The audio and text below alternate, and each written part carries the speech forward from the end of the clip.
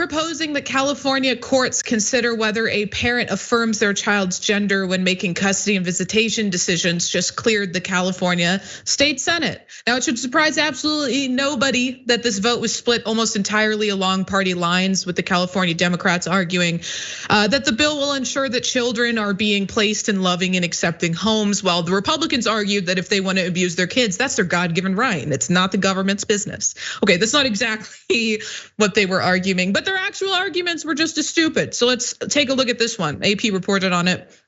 Every Republican in the state Senate voted against the bill, with State Senator Kelly Sayarto, who represents Murrieta in Southern California, arguing that lawmakers were interfering too much with how parents choose to raise their children.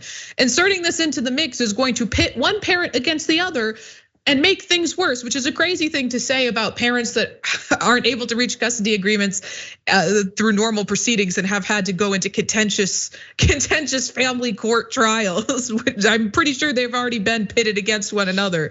But nevertheless, it's just, there's no merit to it. But it's also, they're arguing that they have a right to go against the best medical advice of medical experts on the care that their child should receive. Now let's get into what the Democrats have been arguing. Democratic Senator Scott Wiener, who represents San Francisco, said the bill was a proactive measure. This is about not having to get involved after a child has been beaten and had their arm broken, or after they've been kicked out, Wiener said. This is about trying to make sure something terrible does not happen to them. And just to that point, LGBTQ children are significantly more likely to experience homelessness and instances of suicidality and suicidal feelings. And it's not because they are gay, it's because people don't accept that they are gay or that they are trans. But the article continues on. The California bill would make gender affirming care one factor among many that courts already have to consider in custody proceedings, including whether a parent has been abusive and how much contact the child has with the parents. Now, of course, Republicans are already attempting to fearmonger this bill, arguing that it requires parents to allow their children to undergo what they're calling experimental gender surgery in order to have custody. But like almost everything that comes out of Republicans' mouths, that couldn't be further from the truth. What affirmation looks like varies depending on the particular child and their age, said Assemblymember Lori Wilson, a Democrat who introduced the bill. Wilson said gender affirmation could include letting children play with toys associated with their gender identity, getting their nails painted, or wearing their hair at a length that feels comfortable. The bill does not lay out specific requirements related to gender affirming surgeries, which minors in California cannot undergo without a parent's consent. So Maz, this seems like nothing but positives. Essentially, they're just saying, because so often, parents are given custody of their child despite the child's protestations that parent doesn't accept them because they're gay or doesn't accept them because they're trans. And instead of actually listening to what the child is saying, they're like, no, you have the right, you have ownership over your child, so you get to have them for 2 weekends a month or whatever it is. And then that child has to go in that house where they're severely uncomfortable. I mean, it hasn't been signed into law yet, but it did clear the Senate. It's set to clear the House. And I think this is a victory for the LGBTQ community.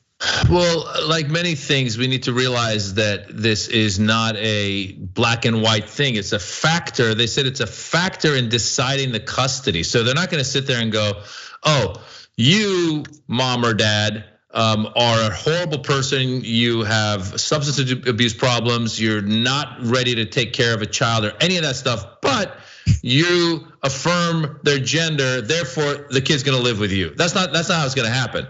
It's one of the factors, and obviously, as you said, when you have children who live with a parent who is unaccepting of their choices and is abusive, then you probably don't want that child living with that parent, because once again, that's a factor that should play into it. If we find out that that parent was abusing their child because the child said that I identify as another gender, then we have an issue. You don't want that parent to have that child. So I think this is a smart thing to add as a factor in deciding the custody of the child. I know that, divorce proceedings, I've had friends that go through it. I know it's not easy. I know that the husband and the wife, or the two spouses, whatever they might be, quite often get really, really vicious with one another, and the child becomes a pawn.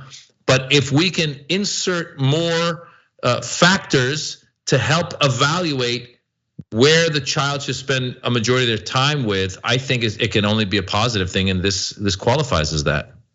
Absolutely. So we'll keep everybody updated as this bill makes its way through the House, and then whether or not it gets signed into law. It's expected to, but they're currently, the California state legislature has a couple weeks to finish. I think they have 100 or so bills that they're gonna have to work their way through in the next couple weeks before they go on break for the remainder of the year. For more political news, breakdowns, interviews, stories of activism, and me trying my hardest to care about the occasional big celebrity news story, subscribe to our YouTube channel at youtube.com/The Damage Report. And you can ring the bell wherever it is so you don't miss anything.